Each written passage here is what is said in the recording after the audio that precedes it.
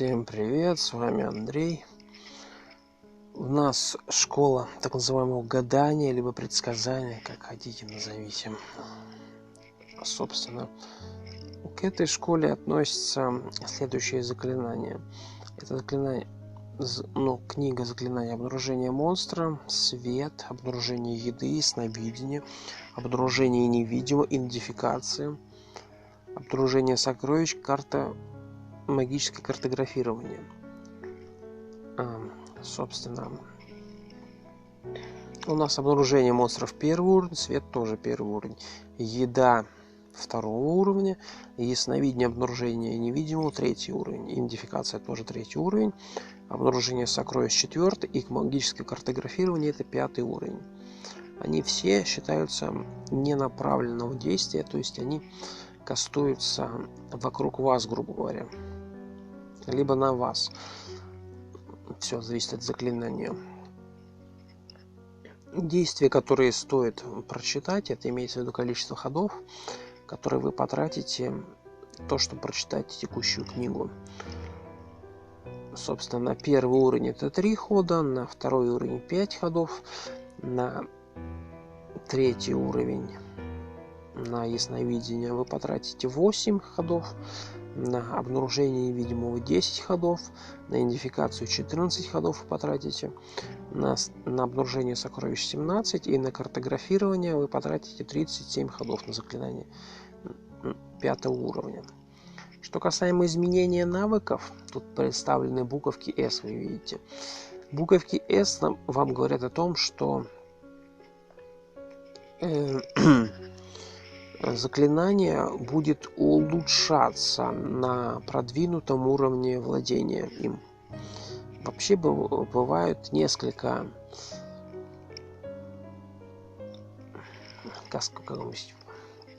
возможностей апгрейда заклинаний. То есть есть так называемый unskill, это неумелый уровень владения.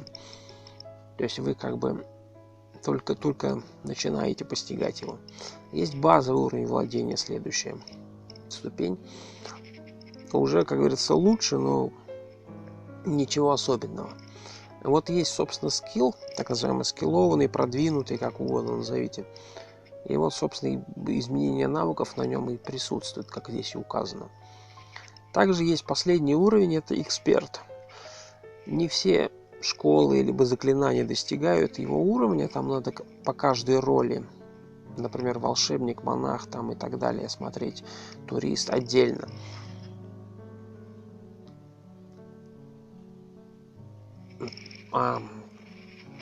Вот, поэтому вся информация взята с сайта NetHack-Wiki. Если необходима дополнительная информация, вы можете обратиться именно на сам сайт. Теперь мы на каждом заклинании остановимся более подробно.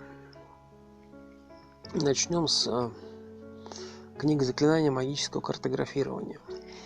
Собственно, это заклинание 5-го тира, и для ее, как говорится, каста требуется 25 единиц энергии.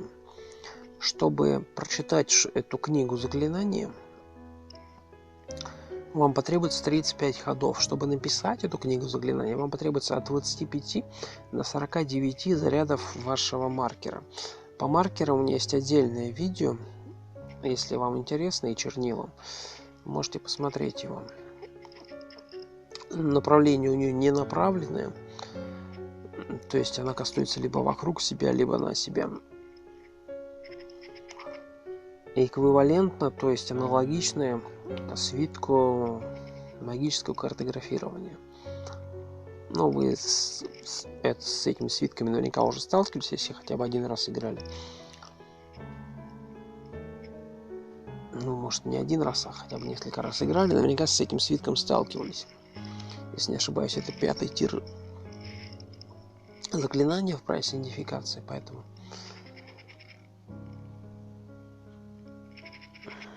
что касаемо специализации для археолога, нет, это у археолога не будет этого заклинания, но факт в том, что оно как бы для него оно бы хорошо подошло.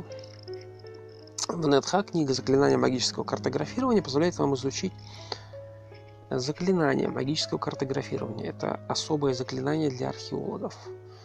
Ну, насчет особого я поспорил, но факт остается фактом. Заклинание раскрывает всю карту, хоть и не раскрывает полностью содержимое комнат. Так же, как и непроклятый свиток магической карты. Показаны все стены, коридоры уровня, также все лестницы на уровне. Тайные ходы открываются, а секретные двери нет. Это непроклятый свиток магического картографирования. Что касаемо остальных типов свитков, то есть, например, проклятого, непроклятого, замешательства, у меня есть видео по свиткам, вам, если интересно, можете полистать в плейлисте. Заклинание также покажет текущее местоположение магического портала на плане воды, если игрок формально определил его местоположение до использования запутанного обнаружения золота и хрустального шара. Ну, что могу сказать, тут написано. Магический портал, скорее всего, план воды. Также присутствует план, собственно, огня, земли, воздуха и астральный. Магический портал, скорее всего, перед продвижением дальше имеется в виду. Что касаемо запутанного обнаружения золота, это использование свитка обнаружения золота в запутанном состоянии. Хрустальный шар, собственно, это хрустальный шар. Если на нем есть заряды, он вам что-то подскажет. Но опять же, его надо найти еще. Свитки в этом вопросе проще будет найти. Стратегия по поводу свитка магического картографирования. Он наиболее популярен благодаря тому, что облегчает перемещение по обширным лабиринтам генома. Геном у нас идет обычно уровня так с 25-го. То есть, когда вы, точнее, не 25-го, когда вы пройдете так называемую медузу, и после этого начнется геном. То есть после острова Медузы обычно начинается лабиринты генома. Там вот вводится, там желательно использовать кирку, если она у вас присутствует, потому что для прокапывания местности, потому что там очень сильно большие лабиринты, что я там гулял пару раз, и там можно встретить Минотавра. Минотавр, конечно, не особо сильный, но он очень больно бьет. Его можно законтролить и убить. Также там очень много других мерзких монстров, которых вам желательно их бить серебром, если у вас есть такая возможность. Хотя оно полезно само по себе, но оно становится еще более полезным в сочетании с любым из следующих заклинаний. Обнаружение монстров позволяет игрокам направляться прямо к определенным врагам или избегать их. Функция обнаружения невидимого обнаруживает ловушки на уровне, что делает его перемещение еще менее опасным. По обнаружению невидимому мы поговорим позже. Обнаружение невидимого — это может быть как вшитое умение у персонажа, так и заклинание. По заклинаниям мы поговорим позже. Вшитое умение можно получить, например, выпив зелье, либо оно у вас как бы прописано, то есть вы его получаете на каком-то конкретном уровне, в роль, например, вашу прописано, как, например, у монаха. Либо ее можно получить само по себе, если выпьете обнаружение невидимого, это благословленную версию зелья на 2 уровне, персонификации. Обнаружение сокровища, обнаружение еды добавляет еще один уровень детализации к обзору уровня. На этом мы остановимся чуть позже, потому что это дальнейшее заклинание, но также присутствует еще и свитки обнаружение сокровищ, как и обнаружение еды, поэтому, точнее, сокровищ свитка нету, но факт в том, что не свитки, зелья, собственно, они присутствуют, И вам, если интересно, вы можете поковыряться, посмотреть. Но в данный момент мы разбираем именно заклинание, поэтому мы будем останавливаться именно на нем. Телепортация, управление телепортацией в тандеме с этим заклинанием, магическим картографированием, в частности, позволяет игрокам преодолевать целые уровни за секунды при условии, что пол позволяет это. То есть вы можете проходить сквозь него, почти мгновенно добираясь до выходной лестницы или же быстро охватывая интересующиеся точки. Я не телепортировался, но с управлением телепортацией она действительно очень удобна. Почему? Потому что вы можете буквально за пару кликов пролететь большое количество расстояния. То есть у вас будет, если у вас есть управление телепортацией, у вас будет телепортация, вы просто вас спросит, куда вы хотите телепортироваться. Вы нажимаете точку и улетите туда. Если вы, конечно, можете сделать, телепортация на текущем уровне будет разрешена. Заклинание также полезно при подъеме, чтобы сэкономить время, если игрок проваливается на прошлых уровнях через дыры и люки. Ну, собственно, дыры и люки, это, собственно, считаются ловушки. У меня есть по ловушкам отдельное видео, можете посмотреть. Полезно, да, действительно полезно. Особенно, если вы знаете большую часть уровня уже. Вам действительно полезно.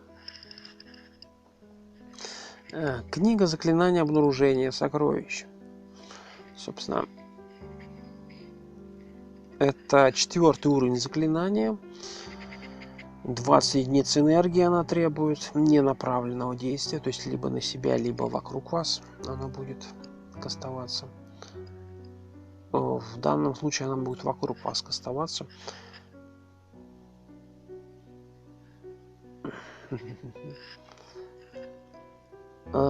Чтобы прочитать текущую книгу заклинания, вам потребуется 15 ходов.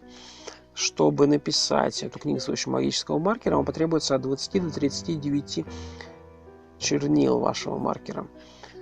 Это эквивалентно зелью обнаружения объектов. Зелье обнаружения объектов в большинстве случаев можно найти с нимфы.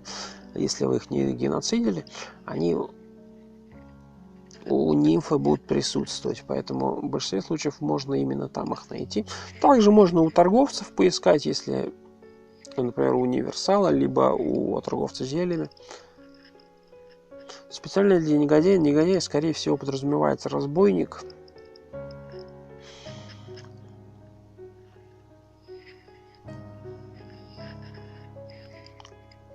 Вот. В NetHack можно прочитать книгу заклинания обнаружения сокровищ, чтобы изучить заклинание обнаружения сокровищ. Это заклинание 4-го уровня, и чтение книги примерно 15 ходов тратит. Это специальное заклинание для разбойников. Существует вероятность от 2%, что и 0,03, что случайно сгенерированная книга заклинаний будет являться книгой обнаружения сокровищ. При использовании заклинания обычно имеет тот же эффект, что и зелье обнаружения объектов, в зависимости от уровня навыков, на которого она была наложена. При базовом уровне или ниже заклинание показывает местоположение и тип каждого объекта на уровне и проявляет мудрость. То есть вы как бы качаете мудрость, и через 600 ходов, когда у вас примерно выдаются статы, либо их забираются они, есть шанс того, что вам именно мудрость выдадут. На уровне навыка или выше, собственно, скиллованный, либо выше, так называемый эксперт,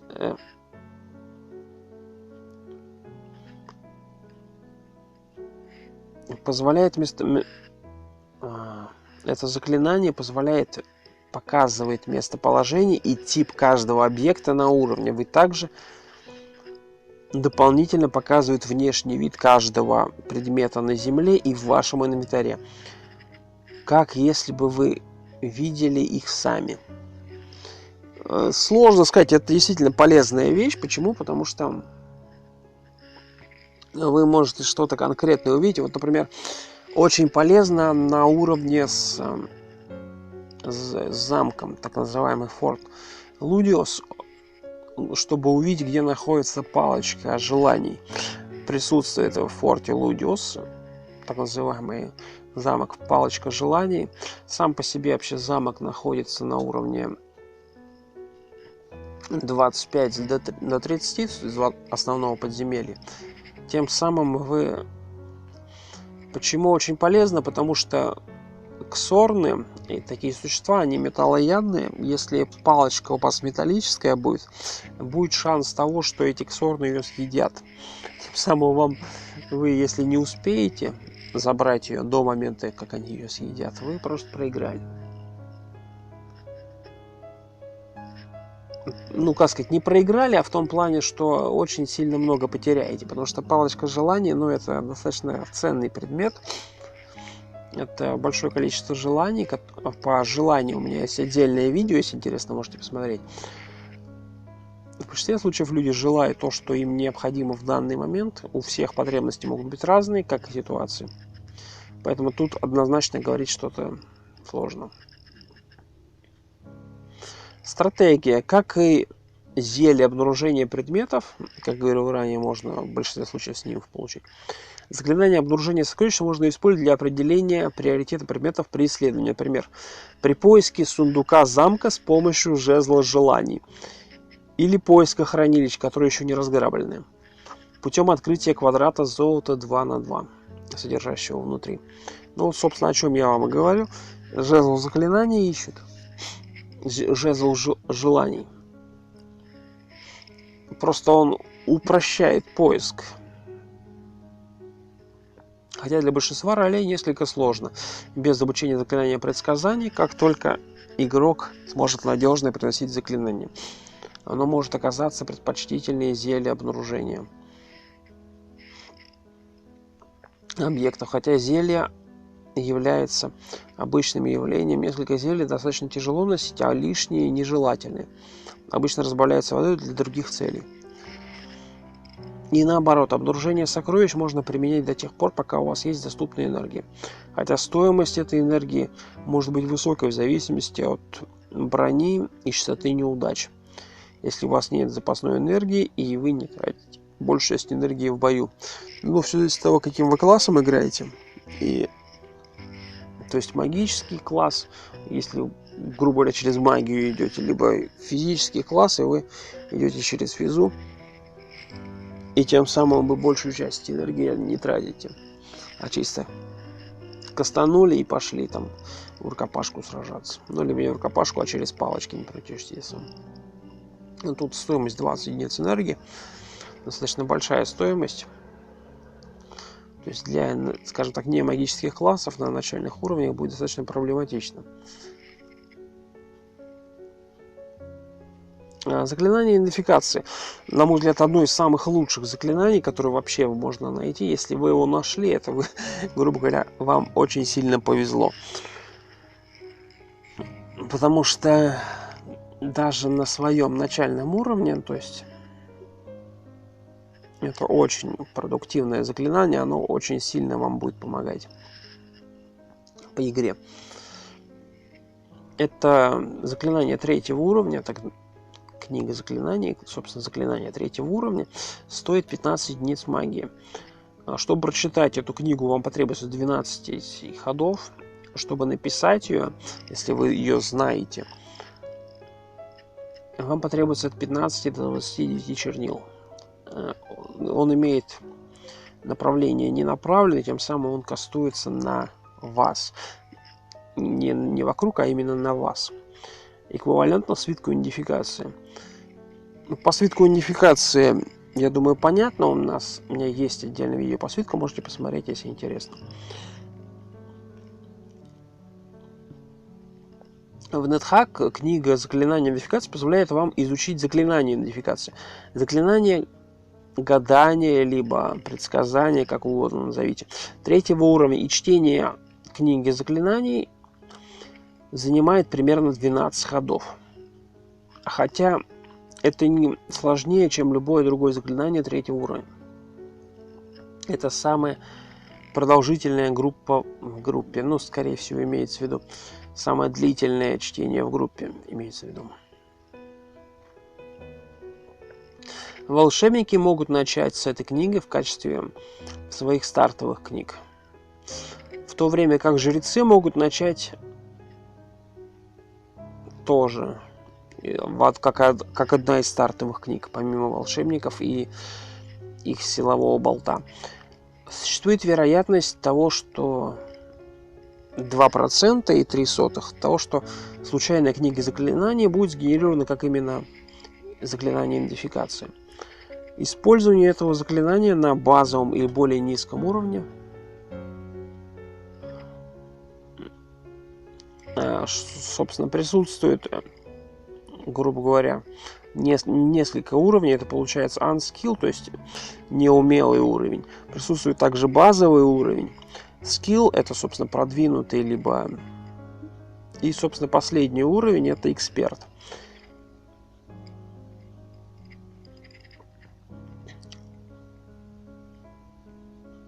Использование этого заклинания на базовом и более низком уровне, собственно, неумелом, либо базовом, эквивалентно непроклятому свитку идентификации. Идентифицирует один предмет и в 84% случаев определяемому 2, 3, 4 и все предметы в 4% случаев каждый. То есть шанс очень маленький на то, что он идентифицирует больше одного предмета. Ну, 4%, скажите, не так много. На уровне скиллованный и выше, то есть на эксперт, он работает так же, как и благословленный свиток идентификации. Идентифицирует 1d4 от 1 до 4 предмета в 80% случаев. И весь инвентарь только в 20% случаев. При положительной удаче, по удаче у меня есть отдельное видео, персонаж с навыком, собственно, гадания, всегда идентифицирует как минимум 2 предмета. Ну, то есть, если у вас, скорее всего, уже присутствует навык, то есть, как минимум, начальный, базовая версия, то вы, как минимум, будете 2 предмета идентифицировать. Ну, соответственно, чем выше ваш уровень владения текущей школы, тем, соответственно, вы больше будете идентифицировать на более постоянке.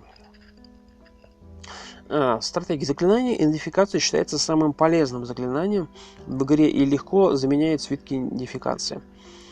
Книга заклинаний является серьезным благом для волшебников ранней игры и любого персонажа с высоким интеллектом и мудростью, либо мудростью, и хорошим запасом силы для заклинаний. Сила подразумевается это очки магии, так называемая магическая сила.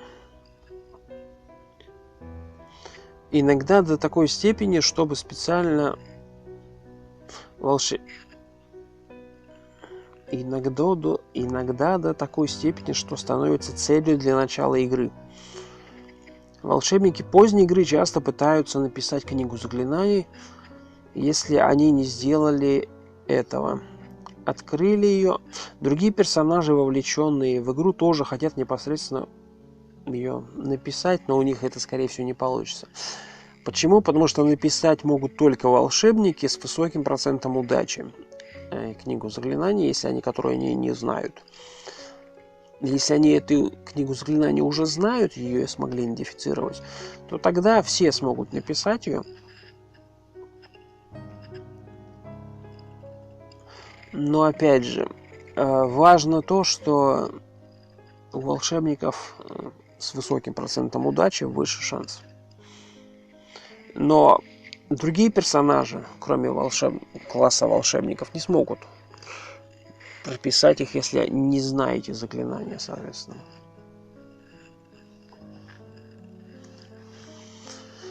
Возможность полностью идентифицировать ваш инвентарь уменьшает объем управления инвентарем, необходимого на протяжении всей игры. Это экономит дополнительный заряд и даже больше для большинства жезлов, которые были потрачены на гравировку либо удар для определения, что это за жезло. Также позволяет вам увидеть количество зарядов, которые у вас остались у тех же жезлов, либо у ваших инструментов. Он также позволяет вам распознать блаженство любого предмета без алтаря и легко различает обычные магические предметы. Ну, потому что он раскрывает и полностью предметы. То есть, например, тот же, грубо говоря, свисток, он бывает магический, либо обычный. У магического свистка он подзывает моментально к себе, рядом с вами, вашего питомца.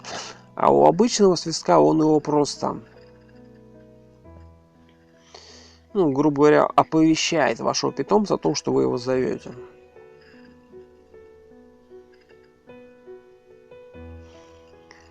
Вот. Тем не менее, это требует от вас эффективного управления своей энергией. Если вы намерены регулярно использовать другие заклинания, чтобы у вас не было нехватки энергии в критический момент. Хотя, как правило, вы будете использовать ее меньше, если обнаруживаете большие предметы. В общем и целом рекомендуется, если у вас достаточно нейтральный персонаж, вы не играете волшебником, использовать Око Эфиопии. Это артефакт, который ускоряет регенерацию магии вам, тем самым позволяя кастовать чаще заклинания, тем самым у вас нет проблем практически с магией от слова совсем. Если вы еще взяли на кольцо регенерацию, например, то у вас и магия восстанавливается быстро, и здоровье восстанавливается быстро, то есть вы практически бодро бежите. Главное не попадать под монстров, которые очень быстро бьют. Вот. Заклинание обнаружения невидимого.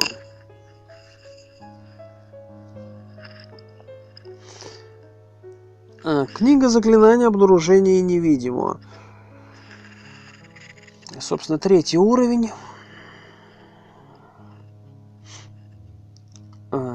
Получается, чтобы прочитать текущую книгу, вам потребуется 8 ходов. Чтобы стоимость заклинания 15 единиц магии, она является ненаправленной, она кастуется вокруг вас. Она эквивалентна палочке обнаружения секретной двери. То есть оно обнаруживает секретные двери, ловушки и так далее. Но об этом сейчас чуть позже поговорим. Эта книга заклинаний позволяет вам изучить заклинание обнаружения невидимого, которое имеет тот же эффект, что и палочка обнаружения секретной двери. По палочке,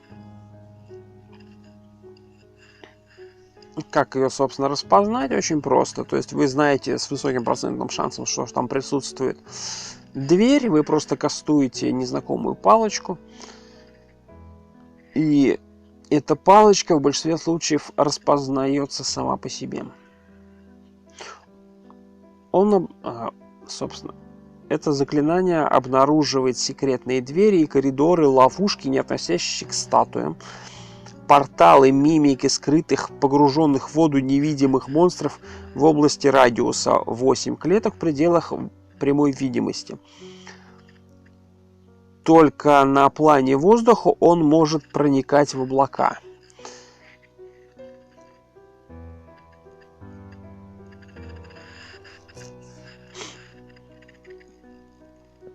Зона, собственно, достаточно большая. Заклинание обнаружения невидимого можно использовать для поиска скрытого входа в храм Молоха. По храму я вам ничего не могу подсказать, потому что я сам не в курсе, что это за храм. Его также можно использовать для поиска порталов на планах стихий. Очень полезно искать порталы, если вы хотите свалить с текущего плана стихий. План стихий бывает достаточно большое количество, это, если боюсь, около 5 штук. Это воздух, огонь, вода, земля и, собственно, астральный план. Однако большинству игроков NetHack не составит труда найти палочку обнаружения секретной двери. Каждая из них несет в себе множество зарядов. Некоторые игроки-атеисты страдающие от еды, используют это заклинание, чтобы обнаружить ловушки, которыми они не могут получить сопротивление. Вот. На высоких уровнях ловушек будет гораздо больше. Самые страшные, конечно, из них это полиморфные, потому что они могут вам в минус просто сыграть, и монстры просто попрыгают в них и попревращаются. Книга ясновидения. Книга заклинания ясновидения. Это 3-й уровень заклинания. Стоимость заклинания 15 единиц магии. Оно не направленное, то есть оно в большинстве случаев будет кастоваться вокруг вас. Чтобы прочитать эту книгу, вам потребуется 6 ходов. Чтобы написать ее, вам потребуется от 15 до 29 чернил единиц. А в NetHack книга заклинания ясновидения позволяет вам изучать заклинание ясновидения. Это особое заклинание самурая. У самурая нет заклинаний, когда вы начинаете за него играть, поэтому это то, что там особое заклинание, это все бутафория. При применении заклинания волшебным образом отображается область размером 19 на 11 с центром в вашем местоположении, то есть вокруг вас, грубо говоря, открывается область. Начиная с версии NetHack 3.6.2, он обнаруживает объекты и присутствие монстров в отображаемой области. На уровне неквалифицированный базовый монстры отмечаются символом И, большая, а объекты описываются в общем, свиток, палочка. На уровне навыка или выше, то есть это уже скиллованный, так называемый, и эксперт, монстры и объекты будут отображаться так, как будто вы их видели сами. Если у вас есть другой источник ясновидения, заклинание будет всегда считаться умелым. Скорее всего, имеется в виду другой источник ясновидения. Это то, что вы, например, обнаружение, либо так называемая телепатия. Обнаружение можно от кольца получить, а вот телепатию можно получить от этого, собственно, от амулета, либо, в большинстве случаев от амулета ее получают, либо от вашего квестового артефакта у некоторых персонажей, например, у туриста, либо у волшебника.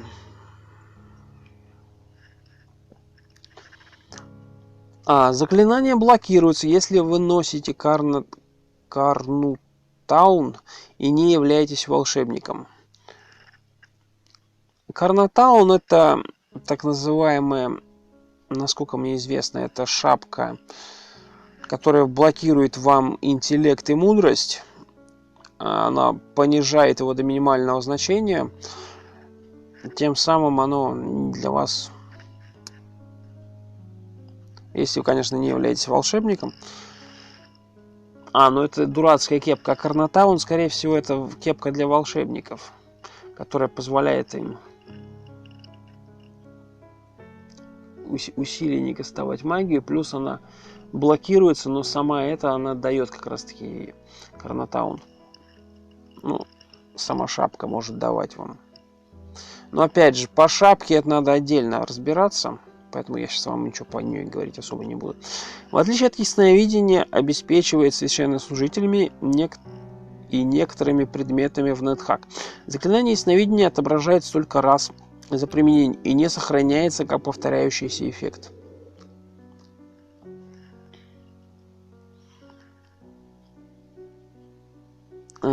Собственно, сообщение.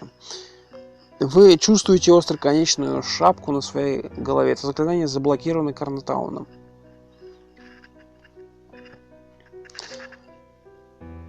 Стратегия. Это заклинание является более чем приемлемой альтернативой магическому картографированию. Особенно для персонажей, которые могут перейти на базовый уровень, но не обладают навыками гадания.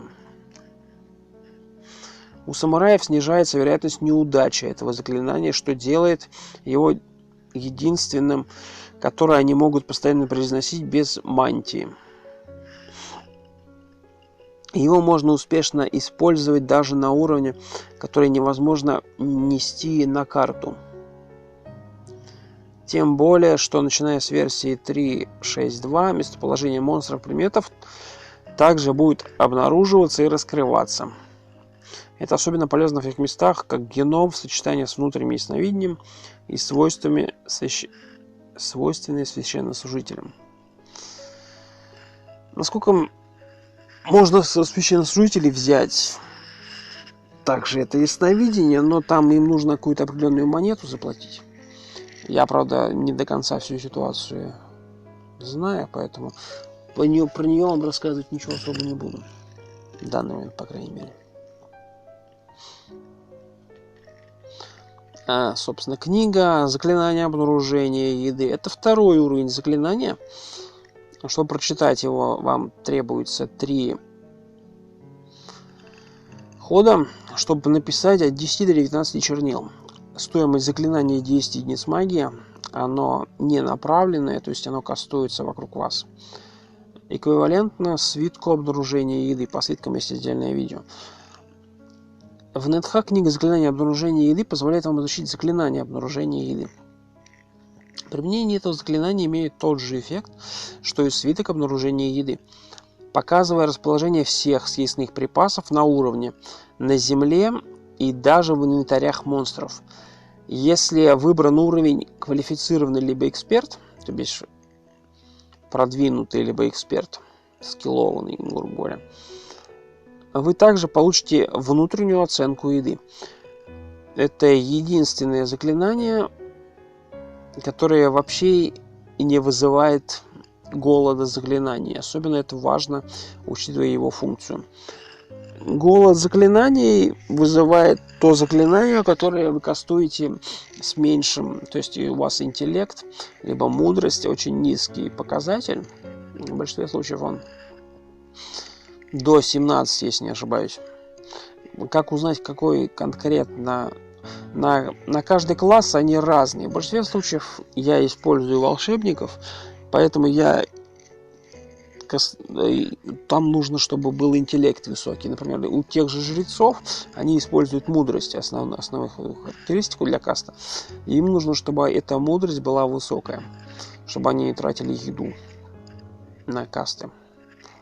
Что касаемо оценки еды, которая здесь указана, оценка еды вам показывает свежесть еды, может ли вы ее есть.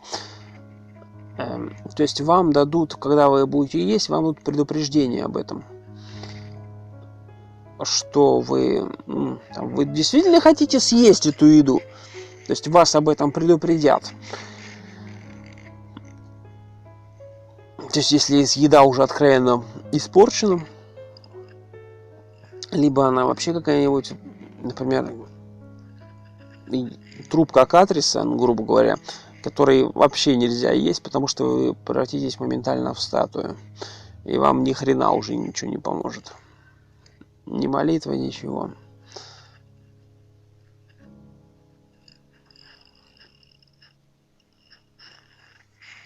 Вот. Очередным применением является поиск еды на уровне, особенно если у вас мало постоянной еды. Ее можно использовать для тренировки других заклинаний предсказания. Оно может стать настоящим спасением при исправлении, но будьте осторожны. Он также отображает и испорченные, и отравленные трупы, а также трупы, которые могут вызвать окаменение и другие вредные эффекты. Вот, собственно, о чем я вам и говорил. То есть, оно отобразит вам всю еду, которая присутствует на уровне.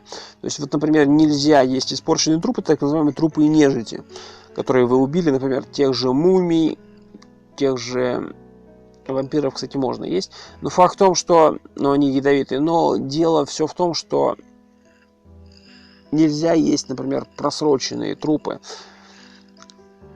Но в большинстве случаев, если у вас присутствует оценка еды, которая указана была выше, если у вас продвинутый уровень, либо эксперт, соответственно, вас предупредят о том, что вы хотите ее действительно съесть. То есть вам скажут да или нет. То есть вы должны сами уже выбрать. Если вы хотите съесть, тогда да, вы ее сами съедите на свой страх и риск, как говорится.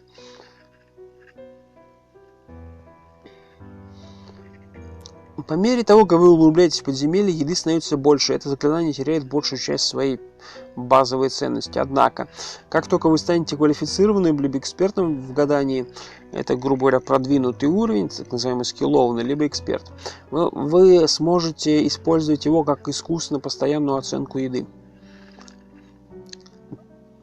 переделывая каждый раз, когда вы получаете предупреждение, поскольку это требует очень мало энергии, 10 единиц. Вот.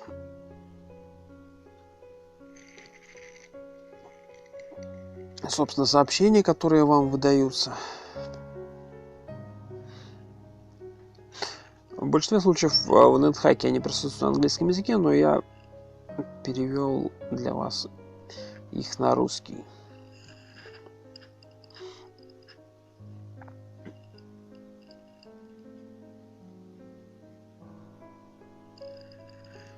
И, собственно, книга света. Книга заклинаний света. Это первый уровень заклинания. Стоит он 5 единиц магии. Чтобы прочитать текущую книгу, вам потребуется 1 ход. Чтобы написать текущую книгу, вам потребуется от 5 до 9 чернил. Он является ненаправленным, эквивалентным свитку света, либо жезлом свету. В NetHack книга заклинания света позволяет вам изучить заклинание света. Применение заклинания света имеет тот же эффект, что и непроклятый свиток света. Круглая область вокруг вас радиусом в 5 квадратов будет освещена. Заклинание один из самых простых в изучении и использовании. И, возможно, надежного его использования обычно означает, что свитки света можно сохранить для последующего гашения и многократного складывания. Собственно, для смывания и переписывания свитков в что-то более ценное. Это особенно полезно для тренировки навыков заклинания и предсказания. И можно осветить вам путь в гномьих копиях, например, которые стандартные идут. Они идут до 5 уровня основного подземелья, ответвление и уход в гномьи копии. Если у вас достаточно энергии. Улучшение количества освещенных квадратов может также вам помочь использовать древковое оружие. Огненный шар или конус холода.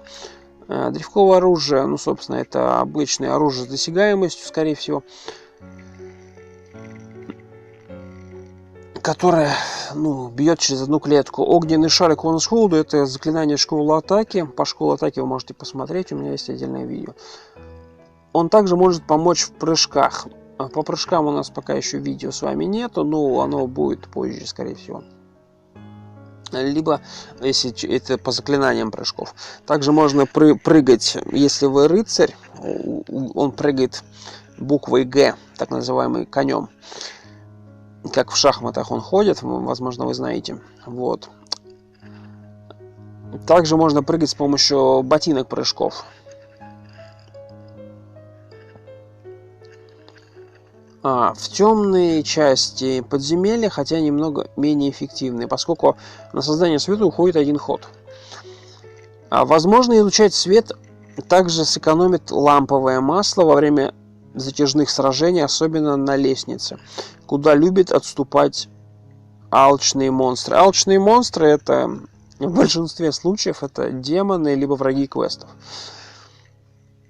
которые любят отступать на лестницу и любят потом сваливать. Для того, чтобы они не свалили с лестницы, вам нужно ее заблокировать либо свитком земли,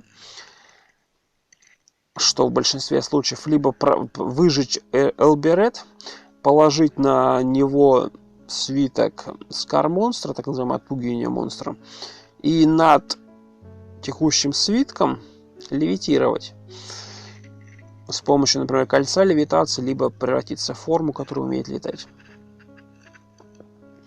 Его также можно использовать для обозначения областей, которые вы уже искали вибрирующим квадратом. По вибрирующим квадратам ничего сказать не могу, я с ним еще не сталкивался. Книга заклинания обнаружения монстров. Собственно, это первый уровень заклинания. Он читается, книга, за один ход. Чтобы написать ее, вам потребуется от 5 до 9 чернил. Оно является ненаправленным, то есть оно кастуется вокруг вас. Эквивалентно зелью обнаружения монстров. По зельям есть отдельное видео.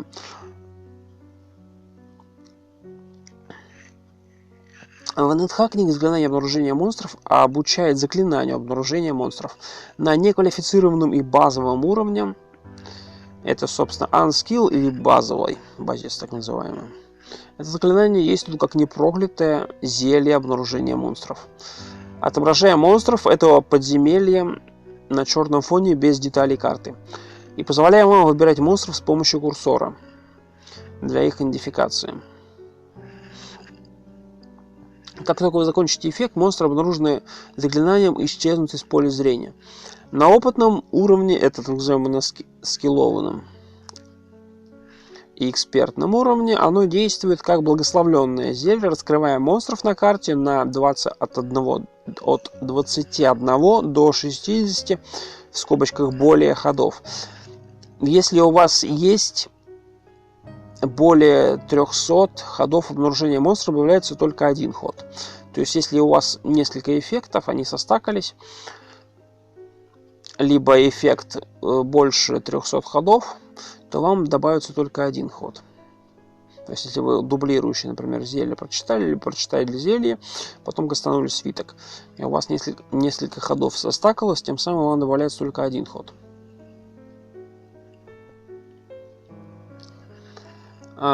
Заклинание предсказания первого уровня, оно полезно для тренировки навыка предсказания, который содержит несколько лучших вспомогательных заклинаний в игре, такой как идентификация, например. На низком уровне навыка он не так полезен, как свет. Свет действительно полезен, особенно в гномьих копиях. Особенно, когда у вас есть внутренняя телепатия от парящего глаза. По парящему глазу это есть отдельное видео, как его убить, как и с ним сражаться. Такой же принцип работает и на медузу. Внутренняя телепатия – это ментальное зрение, которое при слепоте вы сможете увидеть мобов вокруг вас, у которых есть разум. То есть, например, та же нежить, например, мумии, вы их не увидите, потому что у них нет разума, они уже мертвы. А вот, например, того же летающего глаза вы, скорее всего, увидите. Того же торговца на уровне, если вы оденете, вы его, скорее всего, увидите. Вот. Также полезно для всяких священников и так далее. То есть список можно продолжать. Однако, как только вы достигнете уровня навыка навык, он станет весьма полезным. Ну, скорее всего, имеется в виду уровень навыка навык. Имеется в виду, скорее всего, скиллованный. Он станет весьма полезным, служа превосходной альтернативной слепой и внешней телепатии.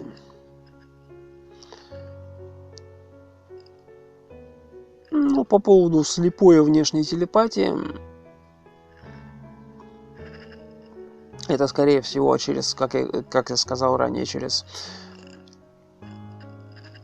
собственно, повязку на глаза прозванивать, а внешняя телепатия, она, скорее всего, что вы монстров будете и так видеть. В отличие от телепатии, обнаружение монстра может обнаружить безмозглых монстров. Вот про что я вам только что говорил. Безмозглых монстров, которые... И это происходит по всей карте.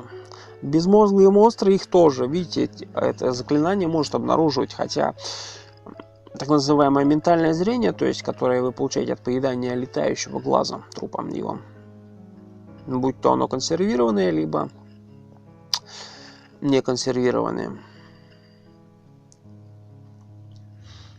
Шанс того, что вы его получите, он 100%, то есть вы его в любом случае получите, но последующие эффекты уже не будут получаться, потому что он у вас присутствует.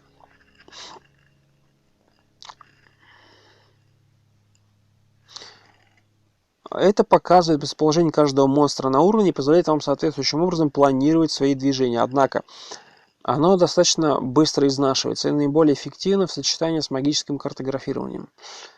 Ну, это, собственно, по этому заклинанию магического картографирования мы останавливались ранее, поэтому, как и свиток магического картографирования, мы, собственно, разбирали в другом видео по свиткам. В принципе, на этом, наверное, с школой гадания мы закончили. Да, это последнее заклинание было. Все, всем большое спасибо за просмотр. С вами был Андрей. Всем пока.